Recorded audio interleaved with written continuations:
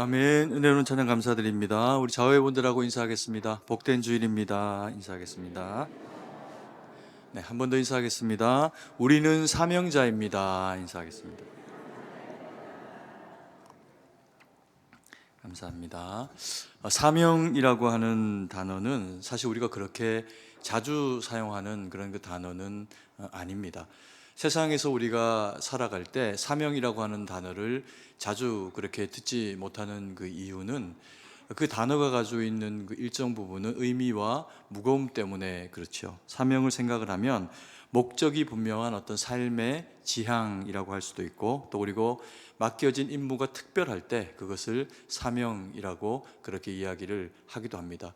그래서 우리가 세상적 가치로서의 그 사명이라고 하는 부분을 이야기를 할 때 이런 식의 기여도 있는 나라나 혹은 이웃들을 향해서 특별히 어떤 의미 있는 일들을 하거나 아니면 내 인생에 이것은 꼭 해야 되는 일이겠다라고 생각을 하게 될 때 그런 일들을 두고 우리가 사명이라고 하는 그런 그 단어를 쓰기도 합니다. 그래서 우리가 스스로를 사명자다라고 하는 용어를 쓰는 것에는 그렇게까지 익숙하지 못한 면을 가지기도 합니다.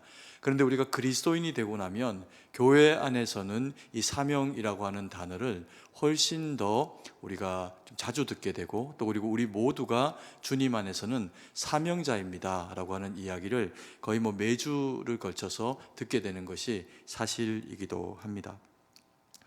우리 그리스도인들은 말 그대로 이 사명자입니다. 그런데 어떤 면에서 우리가 이 사명자이고 또 이 사명을 어떻게 수행해 감당해 나가면서 살아야 되는지 하나님의 말씀을 통해서 우리가 마음에 좀 새기는 시간을 가질 텐데요.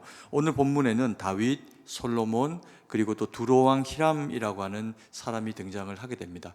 이들의 그런 그 이야기들을 통해서 하나님이 우리 가운데 새기기를 원하시는 사명, 그리고 사명자로서의 모습이 우리 안에 견고히 세워지는 시간 되기를 간절히 소망합니다. 성경은 우리에게 사람마다 사명이 있다라고 그렇게 이야기를 합니다. 그러면서 첫 번째, 다윗의 사명이 무엇인가, 그것을 우리로 하여금 일깨워주고 있는데요. 첫 번째 우리가 거론하게 되는 다윗의 사명은 주의 이름을 위하여 영토를 넓히는 사명을 다윗은 수행을 하게 됩니다. 5장 3절 말씀입니다. 같이 한번 읽습니다. 당신도 알거니와 내 아버지 다윗이 사방의 전쟁으로 말미암아 그의 하나님 여호와의 이름을 위하여 성전을 건축하지 못하고 여호와께서 그의 원수들을 그의 발바닥 밑에 두시기를 기다렸나이다.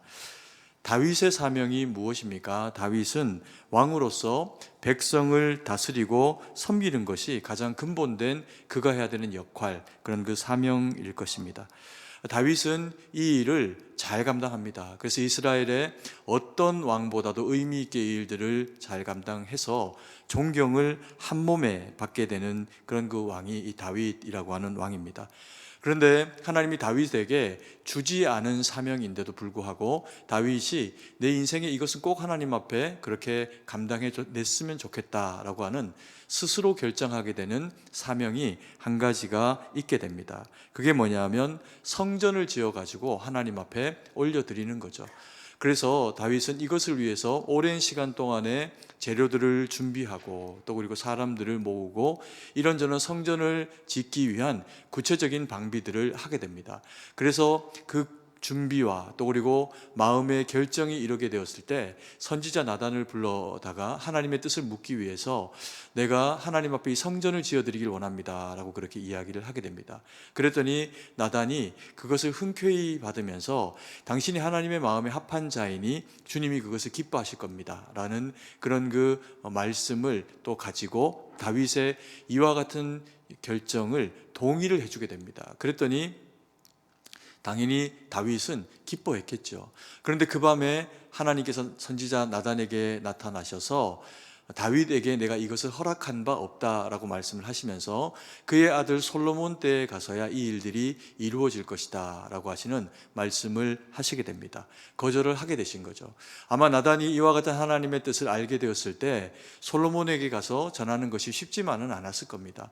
왕의 마음이 어디에 있고 또 얼마나 이 일을 위해서 그가 힘써 애써 왔는지를 누구보다 잘 알고 있기 때문에 하나님의 말씀이지만 그에게 하나님이 허락지 않습니다 라고 하는 이야기를 하는 것이 쉽지만은 않았을 겁니다. 그럼에도 불구하고 나단이 무겁게 그 입술을 열어서 다윗에게 하나님의 뜻을 전하자 다윗은 그것에 대해서 순종하면서 더 이상 그 성전 건축에 대해서 의미 부여를 하지 않는 것을 보게 됩니다.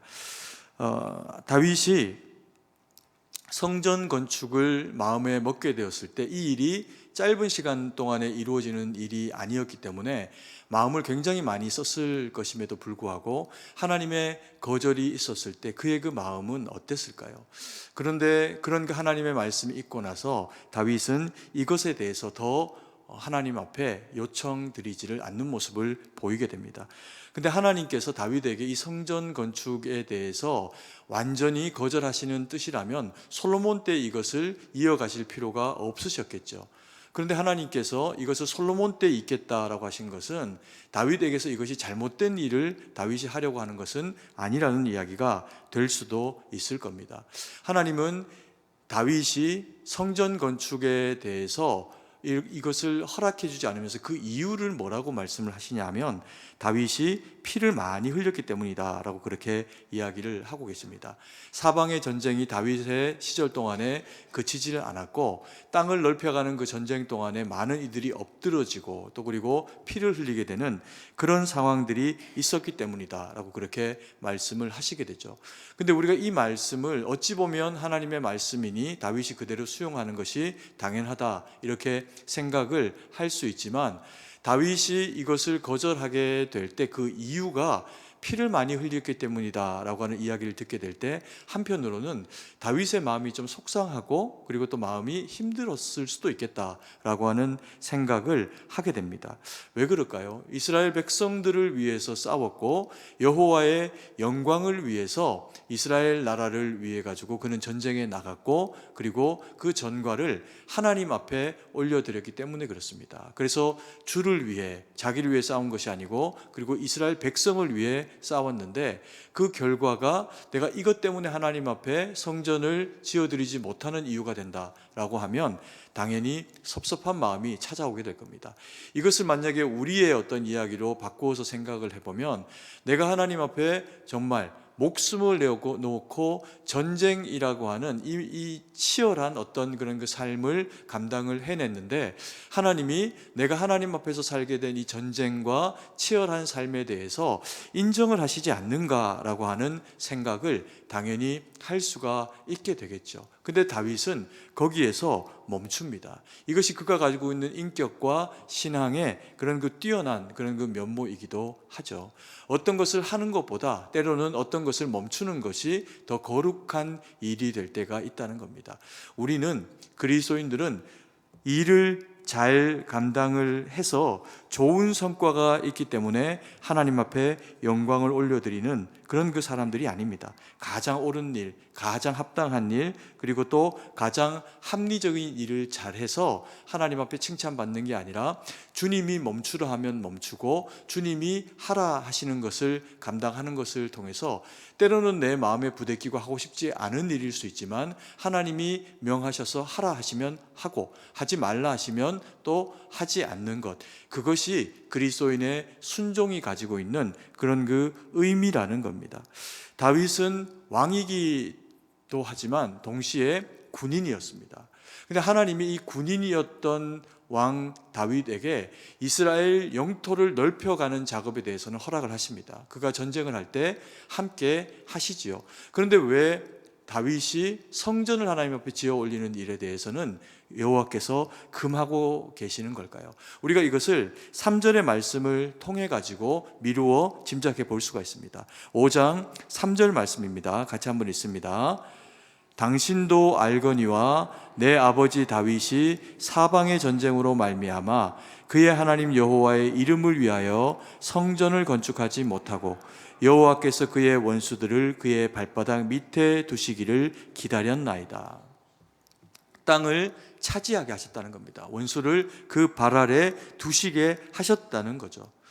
그런데 하나님께서 성전을 건축을 그에게 허락하지 않으면서 뭐라고 말씀하시냐 하면 다윗이 사방의 전쟁으로 말미암아 그의 하나님 여호와의 무엇을 위하여? 이름을 위하여 성전 건축을 하지 못하고 라고 그렇게 말씀을 하고 계십니다. 다윗의 사명은 전쟁을 하는 장수라는 겁니다. 왕이지만 그는 군인의 면모를 가지고 있는 어떤 뛰어난 군사보다도 지략이 그리고 용맹함이 탁월한 그런 그 군인이었습니다. 그러다 보니까 그가 역할을 감당을 할 때 당연히 피를 흘리는 일을 했겠죠. 그런데 여기서 뭐라고 이야기하냐면 내 이름을 위하여, 여호와의 이름을 위하여 라고 하는 표현을 하고 계신 것을 보게 됩니다. 다윗은 인생에 여호와의 이름을 위해서 사실은 살아온 사람입니다. 그런데 그런 여호와의 이름을 위해서 산 사람을 성전을 짓지 못하게 한다. 우리에게 퀘스천이 남을 수밖에 없는 그런 그 내용의 이야기라고 볼 수가 있습니다. 다윗은 어릴 때 그가 이스라엘의 유력한 자가 되어질 때 한 사건을 통해서 역사에 등장을 하게 됩니다. 바로 골리앗과의 전쟁이죠. 사울과 또 그리고 이스라엘 백성들이 역량을 발휘하지 못하고 다 움츠려들어 있을 때 그가 아이임에도 불구하고 갑옷 하나 쓰지 않고 물맷돌 5개 주워가지고 골리앗 앞에 나가면서 외친 소리가 있습니다. 나는 만군의 여호와의 이름으로 나아간다 라고 그렇게 이야기를 하게 되죠.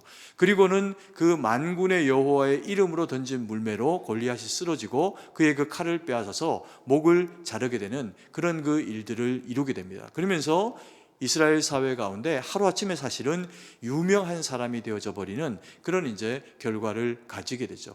그 일들을 이루어낼 때 그의 그 가슴 가운데서 불타올랐던 이름이 여호와의 이름, 만군의 여호와의 이름입니다.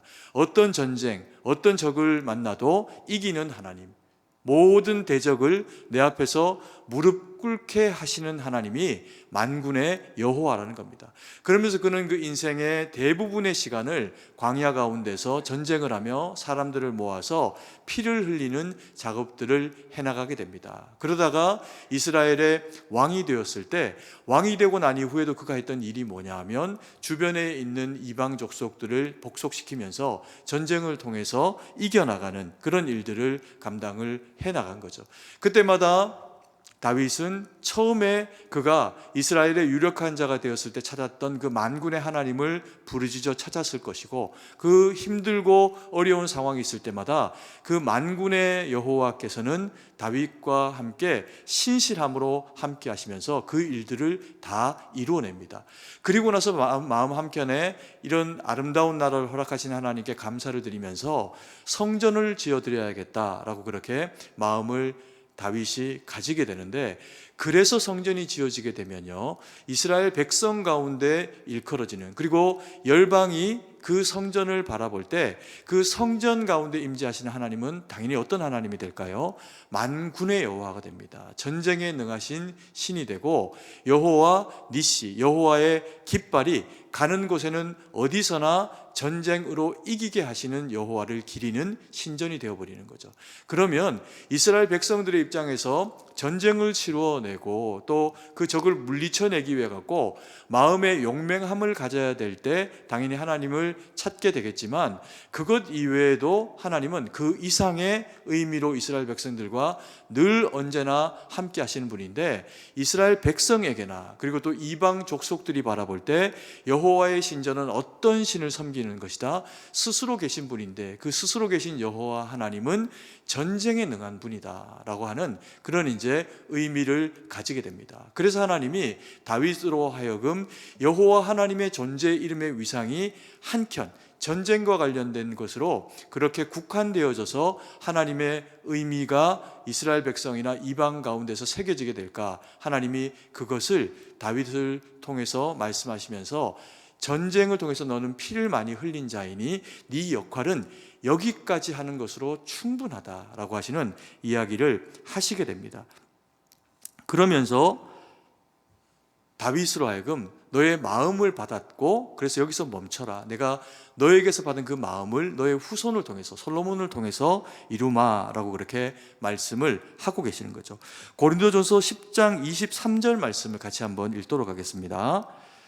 모든 것이 가하나 모든 것이 유익한 것은 아니요 모든 것이 가하나 모든 것이 덕을 세우는 것은 아니니.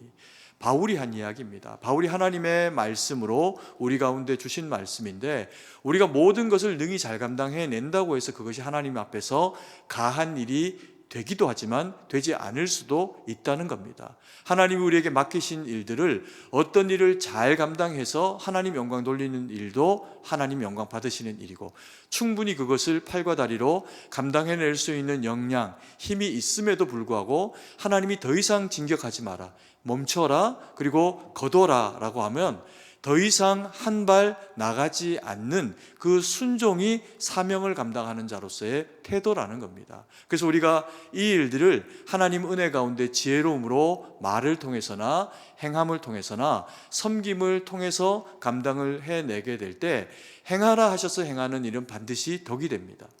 그리고 하지 마라 라고 해서 말하지 않거나 행하지 않거나, 그래서 주님 앞에서 절제하여야 하는 일을 통해서 그때 우리는 멈추지만 누가 일하실까요? 하나님이 일하시게 되는 거죠. 이게 사명자가 감당해야 되는 모습이고, 순종이 가지고 있는 의미, 능력이라는 겁니다.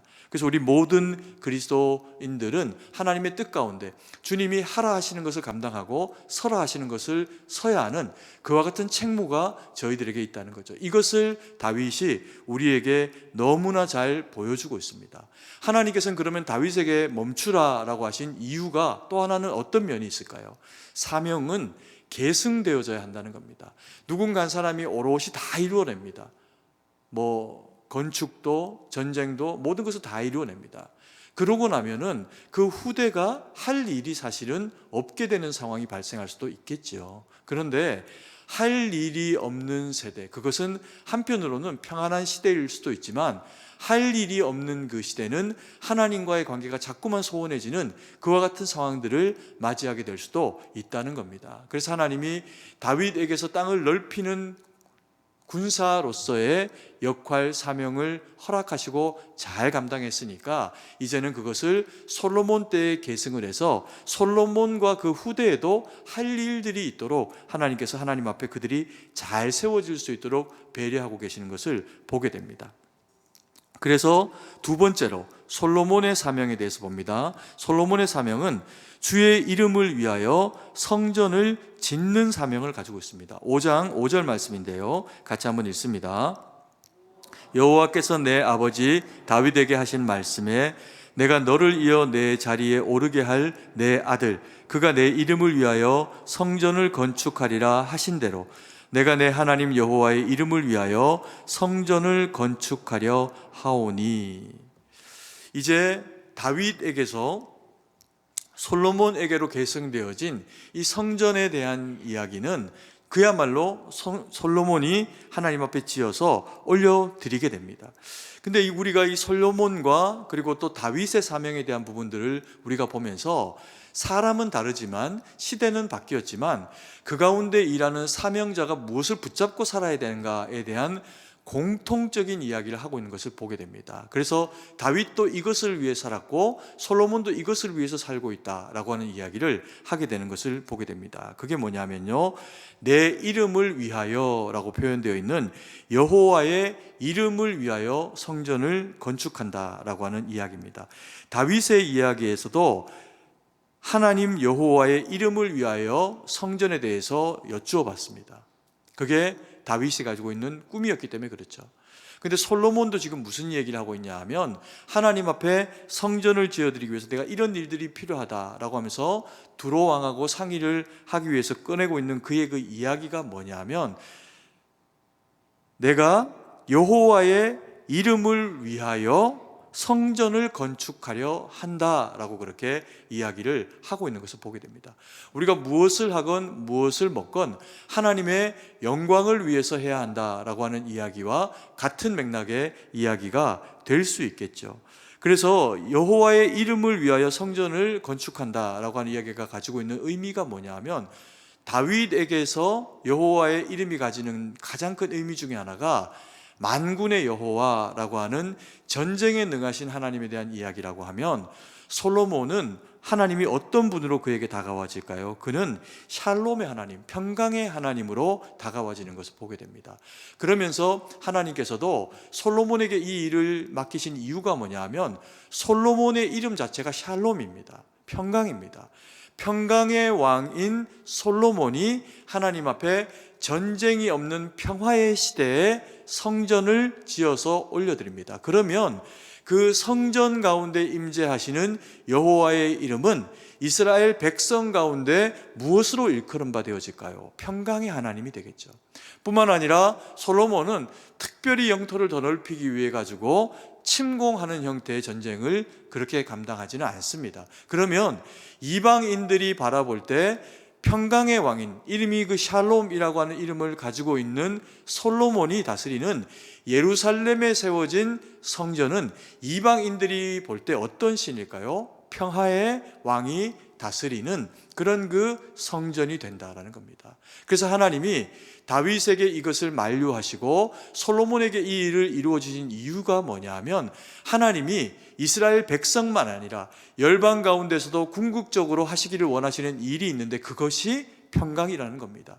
전투가 서로 사람이 죽고 살리고 하는 이와 같은 일들이 피치 못하게 이루어질 수밖에 없는 이 세상 가운데서 참으로 하나님을 믿고 하나님을 믿는 모든 자들이 주로 말미암아 성전으로 말미암아 한 분 하나님을 바라보는 신앙을 가지면 무엇이 그쳐질까요? 피 흘리는 전쟁이 더 이상 사륙의 상황들이 그쳐지게 된다는 겁니다. 그래서 하나님이 평강의 왕으로 우리 가운데 임재하셔서 그 이스라엘 백성 가운데서 우리에게 왕으로 오셨다는 겁니다. 그래서 하나님이 여호와의 이름으로 지어지는 일컬음 바 되어지는 이 성전을 솔로몬 때에 허락을 하시게 됐다는 거죠. 여러분, 성막에서 성전으로 시대가 그래서 바뀌게 됩니다. 근데 성막에서 성전으로 바뀌게 되는 이 근본적인 어떤 변화가 가지는 의미가 무엇일까요? 성막은 움직이는 겁니다. 이스라엘 백성들이 애굽을 나와서 광야 가운데서 걷게 되었을 때 사방으로 이스라엘 백성들이 포진하면서 언제나 그 중심에는 여호와의 성막이 그 가운데 거하도록 하셨습니다. 그래서 이스라엘 백성들이 어떤 상황을 맞이하건 하나님 앞에 나와서 제사를 드리고 예배를 드리며 기도하며 하나님 앞에 구하면 하나님은 이스라엘 백성의 중심에 계시니 그들이 어디를 가더라도 그들과 함께 하신다는 상징이면서도 실제로 놀랍게 임재하시는 하나님의 임재의 현실 그 자체였던 겁니다. 그래서 이스라엘 백성들이 때로 구름 기둥, 불 기둥으로 옮겨질 때마다 하나님은 늘 언제나 그들과 함께 하시겠다라고 하는 약속을 성막을 통해서 이루어내신 거죠.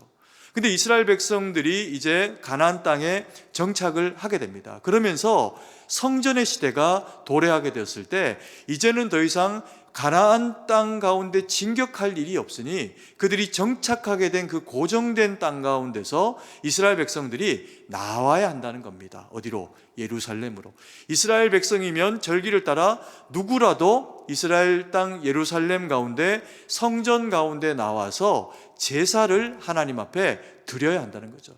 이스라엘 백성들이 세워진 그 목적이 근본적으로 무엇이냐 하면 이스라엘 백성들이 아브라함을 불러내실 때도 또 그리고 애굽의 종되었다가 그들이 가나안 땅으로 불려지게 될 때도 하나님이 그들을 향해서 목적하신 바가 있는데 그게 뭐냐면요, 그들을 제사장 민족으로 삼으셨다는 겁니다. 그래서 이스라엘 백성들이 높이는 하나님, 이스라엘 백성들이 제사 드리는 하나님, 그 하나님을 통해서 열방이 주께로 나오는 구조가 될 수 있도록 하나님께서 이스라엘 백성들을 그렇게 제사장 민족으로 하나님 앞에 거룩하게 구별하셨다는 겁니다. 그래서 예배가 중요하고 그래서 하나님 앞에 제사로 나아가는 것이 중요한 족속들이 이 유대인이라고 하는 이스라엘 백성들이라는 거죠.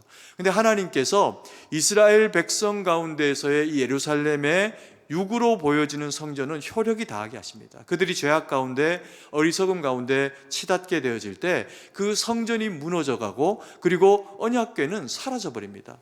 그리고 예수님이 오시고 나서 주님이 우리를 위해서 거룩한 성전이시며 하나님의 나라로 우리 가운데 걸어 오셨을 때 이스라엘 백성들이 예수님을 거절하고 주님을 십자가에 달아 죽음 가운데로 내몰게 되죠. 근데 주님께서 그 죽음에 멈춰 계시는 것이 아니라 무덤을 깨고 일어나시면서 우리 각 사람의 심령 가운데로 성전을 옮기시게 됩니다. 무엇으로요? 샬롬의 왕으로, 평강의 왕으로 우리 마음 가운데 임재하시게 됩니다. 때로 다윗처럼 우리가 힘겹고 어려운 현실을 가지고 있을 때 주님은 그 이름을 우리 가운데 주시면서 만군의 여호와로 우리 가운데 역사하시고 일하실 때가 있습니다. 그래서 내 능력으로 감당하지 못하는 일들을 경험할 때 하나님 앞에 기도하며 주여 나를 도와주십시오, 간절히 주님 앞에 기도하고 부르짖고 구하면 하나님은 우리 가운데 역사하시면서 주님의 그 살아계심을 우리 가운데 나타내고 드러내시게 되죠. 때로는 그런 그 힘든 일이 있고 마음이 복잡하고 볶이게 될 때 우리 마음이 무너지는 경험을 하게 됩니다. 그때 샬롬의 왕이 되시는 예수님께서 평강의 왕으로 우리 마음 가운데 임재하시면서 예배를 통해서 기도 가운데 우리 마음을 위로하시고 확신을 주시면서 내가 너와 함께하고 있으니 두려워하지 말라, 그렇게 말씀을 하시기도 하십니다. 그때 우리는 우리의 마음 되는 이 성전을 통해 가지고 예루살렘까지 가지 않아도 우리 이 마음 가운데 찾아오신 주님으로 말미암아 주님의 샬롬 평강을 경험하게 되는 겁니다. 그래서 우리가 예배자로 하나님 앞에 서서 하나님 영광 돌리는 일이 이렇게 중요하다는 겁니다. 성전은 결국에는 무엇입니까? 사람입니다. 오늘 우리 장로님 기도하시는 가운데 기도 제목으로 말씀해 주셨지만 저희가 다음 달에 부흥회를 가지게 됩니다. 1년에 또 영적인 농사를 하나님 앞에 잘 감당하게 되는 부흥회를 10월 달에 우리가 가지게 됩니다. 지금부터 기도해 주시고 다음 주 정도부터는 또 이렇게 현수막이 걸리기도 하겠지만 이번 주부터 미리 하나님 앞에 기도하시면서 우리 속사람이 하나님 앞에 영적으로 바로 잘 세워지는 경험을 하게 될 때 우리의 그 모든 삶의 지경 가운데 하나님이 역사하시고 동행하시면서 만군의 여호와로서 우리 가운데 일하시고 또 그리고 샬롬의 왕으로 우리 가운데 그렇게 임재하시는 것을 우리가 경험하고 누리게 된다는 겁니다. 그래서 영혼이 잘됨으로 범사에 잘 되어지는 우리 모두가 되어지기를 간절히 소망합니다. 그리고 세 번째로 히람의 고백을 통해 가지고 사명자를 통해서 하시는 하나님의 그 일들을 우리 가운데 나타냅니다. 히람의 고백을 통해서 이방인의 입술을 통해 주님을 찬양하게 하는 사명이 우리에게 있다라고 하는 것을 하나님이 알게 하십니다. 7절 말씀인데요, 같이 한번 읽습니다. 히람이 솔로몬의 말을 듣고 크게 기뻐하여 이르되 오늘 여호와를 찬양할지로다. 그가 다윗에게 지혜로운 아들을 주사 그 많은 백성을 다스리게 하셨도다 하고. 그리고 오늘 우리가 읽은 이 본문의 말씀에 보면은 세 번째로 등장하는 인물이 있습니다. 바로 두로 왕 히람이라고 하는 사람입니다. 이 두로라고 하는 지역은 이스라엘 백성들이 살았던 이 가나안 땅을 놓고 볼 때 예루살렘으로 위쪽으로 한참 올라가서 갈릴리가 있으면요, 갈릴리 위쪽 지역으로 해서 북서쪽에 있습니다. 해안가를 통해서 이 팔레스타인 지역은 이제 다윗과 이스라엘의 통치 가운데 들어갔다면 이 두로 왕이 다스렸던 이 두로의 왕 히람이 다스렸던 이 두로 시돈 지역은 다윗이 거기까지는 정복 자체로 이루지는 않았던 것 같습니다. 좋은 관계로 유지해가고 이 두로 사람들의 우편에 있는 갈릴리 북동쪽까지는 다윗 시절에 다 복속을 시키게 되는 그런 그 넓어진 영토를 사실 보이게 됩니다. 그런데 무슨 이유인지 다윗이 두로의 그런 그 지역까지는 완전히 복속시키지를 않는 이제 그런 모습을 보이기도 합니다. 물론 하나님의 약속의 땅의 의미에서 벗어나 있는 지역이기도 하겠지만 충분히 다윗이 무찌를 수도 있는데 세월을 두고 이들과는 좋은 관계를 유지해 온 것을 볼 수 있습니다. 그래서 이 두로왕 히람이 다윗을 굉장히 좋아한다라고 하는 표현을 하게 됩니다. 그리고 다윗의 아들 솔로몬이 이제 왕으로 세워지게 된 것을 기뻐하면서 사절을 보내게 되는 그런 모습까지도 나타내 보여주고 있죠. 사실 이 두로 지역은 지금으로 치면 이제 레바논 지역에 해당하는데 이쪽 사람들은 해안가 사람들이라 배를 타고 무역을 하거나 아니면 배를 타고 약탈을 하는 해적질을 하거나 하는 이런 두 가지로 크게 살아갔던 그런 그 사람들입니다. 그러다 보니까 기질이 굉장히 강하고 무역에 관해서 굉장히 이제 밝은 그런 그 사람들로 그렇게 여겨지는 대상들이 이 두로, 시돈 이쪽 사람들의 그런 가지고 있는 특성입니다. 다윗이 아마 이쪽 지역이 가지고 있는 특성을 자연적인 환경이나 여건들도 다 확인을 했을 텐데요. 이들에게는 다윗과 이스라엘 백성들에게는 없던 것이 있습니다. 이게 뭐냐면 레바논의 백향목입니다. 그리고 잣나무입니다. 이 쭉쭉 올라가는 침엽 수림들이 거기에는 즐비하게 그렇게 형성이 되어져 있는데, 고급스러운 어떤 집을 짓거나 성을 짓거나 하는 이 건축을 할 때 반드시 필요했던 것이 이 백향목이라고 하는 제목입니다. 이것이 이제 두로 지역에 가득 있다는 것을 다윗이 당연히 너무 잘 알고 있었죠. 그러다 보니까 다윗이 이것을 잘 활용해야 되겠다라고 하는 계획을 가지게 됩니다. 그러면서 이것이 보여주고 있는 또 하나의 이제 면들은 뭐냐 하면, 다윗이 이 성전 건축을 어느 한 시절에 마음에서 툭 와닿아가지고 감당하려고 마음먹은 것이 아니라, 그의 그 오랜 통치 기간 동안에 일정한 시간이 지나가고 나서는 성전 건축에 대해서 하나님 앞에 오랜 시간을 두고 그 마음에 뜻을 가지고 있었다라고 하는 것을 두로왕 히람의 등장을 통해서 알 수 있게 됩니다. 그러면서 이것을 솔로몬에게도 알게 하죠. 그래서 솔로몬도 이것을 선지식으로 가지고 있습니다.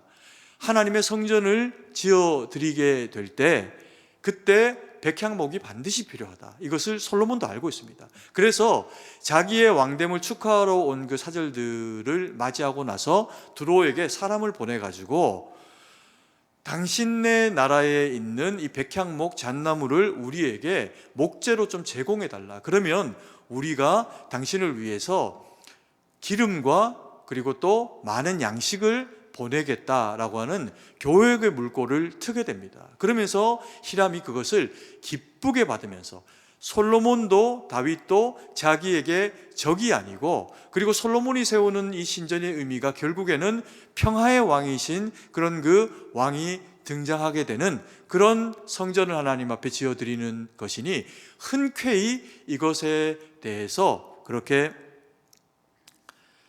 허락을 하게 되는 그런 그 모습을 보여주게 됩니다. 아마 이 두로 시돈 지역에서 벌목을 하고 그리고 이 지중해를 통해 가지고 뗏목을 만들어서 흘려보내면 그것을 이제 이스라엘 땅 욥바나 이런 항구에서 받아가지고 옮겨서 예루살렘에서 성전을 짓기에 너무 좋은 그런 그 제목과 지역 가까운 근거리에 있는 곳이니 다윗은 이것을 굉장히 눈여겨 그렇게 보고 있었던 것 같습니다. 그러면서 이 일들이 솔로몬을 통해서 그렇게 이루어지게 하는 것을 보게 되죠. 그런데 우리가 이 본문의 말씀을 통해 가지고 중요하게 바라봐야 되는 그 내용이 있습니다. 다윗과 솔로몬의 이야기에서는 여호와의 이름이라고 하는 부분을 우리가 중요하게 바라봤다, 공통되게 바라봤다라고 하면, 두로왕 히람을 통해 갖고 봐야 되는 이야기는 어떤 것이냐면요, 사실 이 히람에 대한 이야기는 정확하게 이렇게 이름까지 기록해 주지 않아도 됩니다. 그냥 두로와 시돈에서 여호와의 성전 공사를 위해 가지고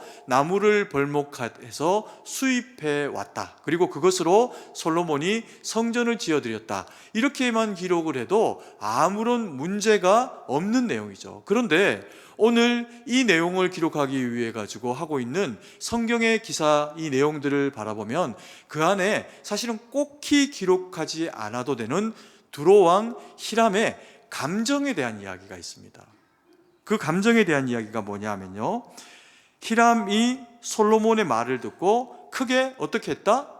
기뻐하여 라고 이야기합니다. 내가 동의가 된다는 겁니다. 당신이 성전을 짓는 것이 내가 동의가 된다라고 하는 표현을 기뻐했다라고 하는 표현으로 하고 있습니다. 왜요? 솔로몬이 하고 있는 일이 자기에게 해악이 된다면 기쁜 일이 아니겠죠. 두렵고 경계해야 할 일이었을 겁니다. 그런데 솔로몬이 잘 되고 솔로몬이 의미 있게 하려고 하는 그 일이 내게도 의미가 있다, 이렇게 지금 두로왕 히람이 말하고 있는 겁니다. 그러면서 중요한 이야기를 하고 있는데 그 얘기가 뭐냐 하면, 7절 말씀 한번 띄워주시고요. 제가 한번 읽어드리겠습니다. 히람이 솔로몬의 말을 듣고 크게 기뻐하여 이르되 오늘 여호와를 어떻게 할지로다? 찬양할지로다. 이렇게 이야기합니다. 여러분, 두로왕 히람은 여호와를 믿는 자가 아닙니다. 이쪽 지역 팔레스타인을 비롯해 가지고 레바논에 이르는 이 해안가 지역의 사람들은 그들이 따로 믿었던 신이 있습니다. 그 신은 머리는 물고기고 몸은 사람 몸입니다. 그런데 지금 두로왕 히람이 솔로몬에게 무엇을 이야기하고 있냐면 여호와의 이름을, 여호와를 찬양할지로다 라고 하면서 솔로몬이 믿는, 다윗이 믿었던 그 하나님을 높이고 있는 겁니다.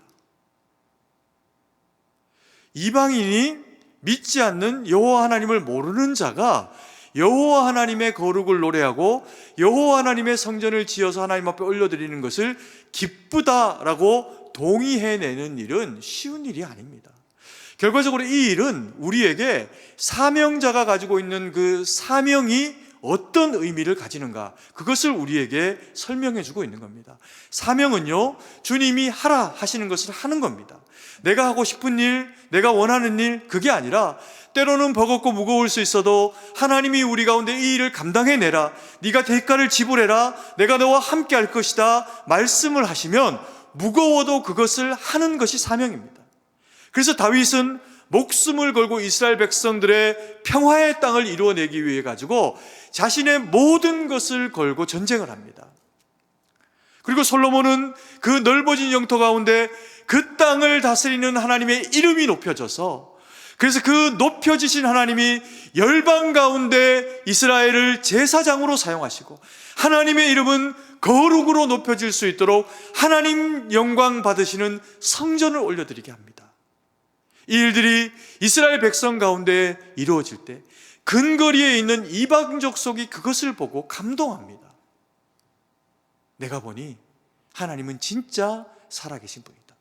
하나님은 정말 만군의 여호와이시며 하나님은 정말 샬롬의 왕이시다.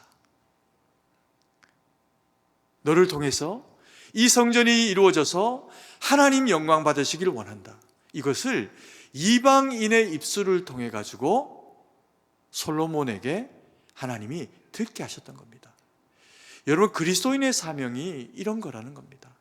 우리가 하나님 말씀 붙잡고 살아갈 때 나만 잘 되는 일, 그러고 나면요, 우리가 잘 되어진 일 때문에 타인은 피해를 보거나 아니면 타인은 그 존재가 약해지거나 내가 잘 되는 것을 바랄 일이 없는 사람이 될 수도 있습니다. 그런데 그리스도인들의 사명이 온전히 이루어질 때 우리가 솔로몬을 통해서 드려지는 이 성전의 의미를 통해서 이루어지는 일이 무엇인가, 그것을 바라보면 하나님이 우리를 통해서 타인에게도 평강이 이루어지는 것, 다윗이 말씀에 굳건히 섰더니 이방이 함부로 침공하지 못하게 되는 것, 솔로몬이 하나님의 말씀의 뜻 가운데 거룩한 예배와 제사로 나아갔더니 백성들이, 이방이 여호와의 존재를 찾기 위해 가지고 나오게 되는 것, 그게 성도된 우리에게 하나님이 원하시는 일이라는 겁니다. 그래서 하나님이 우리의 삶을 통해서 우리가 만나는 사람들에게 하나님의 거룩한 영향력이 전파되어지고 부딪히고 못살게 하고 힘들게 하는 대상이 아니라 내가 하나님의 말씀을 붙잡고 교회에서나 세상 가운데서나 서게 되었더니 나 때문에 내 회사가 잘 되고, 나 때문에 상대 회사가 잘 되어지고, 나 때문에 내 이웃이 함께 잘 되게 되어지는 경험을 통해서 하나님이 우리를 통해 고백받으신다는 겁니다. 당신을 보니 하나님이 살아계시다. 그것이 아브라함의 입술을 통해서 블레셋 사람들을 통해서 듣게 된 이야기, 이삭을 통해 듣게 된 이야기, 요셉을 통해 듣게 된 이야기, 다윗을 통해, 솔로몬을 통해, 그리고 예수 그리스도를 통해 우리가 만나게 되는 하나님의 모습이라는 겁니다. 여러분, 이 말씀을 대하는 우리가 오늘 마음 가운데 새기기를 원합니다. 첫 번째, 우리에게는 다윗과 같은 그런 그 모습이 있어야 됩니다. 그래서 때로 우리가 다윗처럼 살아야 되는 사명, 세상 가운데 살 때 용맹하게 믿음으로 주어진 일을 주님 주시는 능력으로 감당해야죠. 이것이 다윗과 같은 사명으로서의 아비된 자, 가장된 자, 우리들에게 주어져 있는 책임입니다. 이것을 감당할 때 하나님 앞에 기도하며 여호와의 이름으로 물리치며 감당해야 합니다. 그리고 또 하나, 우리에게 평강의 사람이어야 합니다. 우리가 어떤 일들을 감당할 때 우리만 잘 되는 것이 아니라 우리의 이웃들에게 이 일들이 공히 함께 선으로 이루어지게 하면서 내가 하는 일들을 통해서 타인에게도 그 유익함이 이루어지게 하는 것, 그 일들이 우리 가운데서 이루어져야 된다는 거죠. 그리고 중요한 일이 있습니다. 이게 어머니들의 역할, 또 아내의 역할이기도 한데요, 예배자로 서는 겁니다. 진정으로 하나님 앞에 예배드리는 예배자가 되어져서 우리의 어머니들이, 우리의 아내들이, 믿음의 사람들이 그 역할들을 선으로 감당해 주면 믿음 없는 남편이, 믿음 없는 자녀들이 엄마 따라 아내 따라 발자국 남기려 교회 왔다가 어느 순간에 그 아내와 어머니의 기도하고 섬기는 모습을 통해서, 아버지의 그런 그 믿음의 모습을 통해서 자녀가, 배우자가 하나님의 뜻 가운데 세워지게 되는 놀라운 은혜의 결실을 경험하게 됩니다. 이 일들이 오늘 성경이 우리 가운데 이야기해 주는 히람의 입술을 통해서 경배받으시는 하나님의 그런 그 이름이 가지고 있는 의미입니다. 이 일들이 우리 모든 성도님들 가운데 이루어져서 하나님 영광 돌리고 주의 기쁨이 되어드리는 우리 모두가 되기를 간절히 소망합니다. 기도드리겠습니다. 사랑의 아버지 하나님, 은혜와 사랑을 감사드립니다. 오늘 주신 말씀 통해서 사명이 무엇인지, 사명자는 어떻게 살아가야 하는 삶인지 아버지 하나님 우리로 알게 하시니 감사드립니다. 때로 힘겹고 어려운 지경들을 지나게 될 때 다윗처럼 만군의 여호와의 이름을 붙잡고 감당해 내게 하시고, 아버지 하나님 때로 그 마음이 부대끼고 힘들 때 샬롬의 왕으로 평강 가운데 우리 가운데 임재하시는 주님을 아버지 하나님 예배당 가운데, 예배 가운데, 우리의 마음 가운데 찾아 모시게 하셔서 하나님 영광 돌리는 저희 모두가 될 수 있도록 은혜를 베풀어 주시옵소서. 뿐만 아니라 우리의 삶을 통해서 우리의 이웃들 가운데 화평이 이루어지길 원합니다. 예수님 모르는 사람도, 또 믿음이 연약한 지체도 우리가 감당해내는 그 선한 말과 행위를 통해서 많은 영혼들이 주께로 돌아오게 하시고, 또 그래서 우리가 하나님 앞에 칭찬받는 믿음의 사람으로 설 수 있도록 은혜를 베풀어 주시옵소서. 하나님, 우리에게 무엇을 맡겨도 아깝지 않고 어떤 사명 주셔도 우리가 믿음으로 감당해낼 수 있는 그 믿음 또한 우리 가운데 주실 줄 믿고 감사드리며 살아계신 주 예수님 이름으로 기도드립니다. 아멘.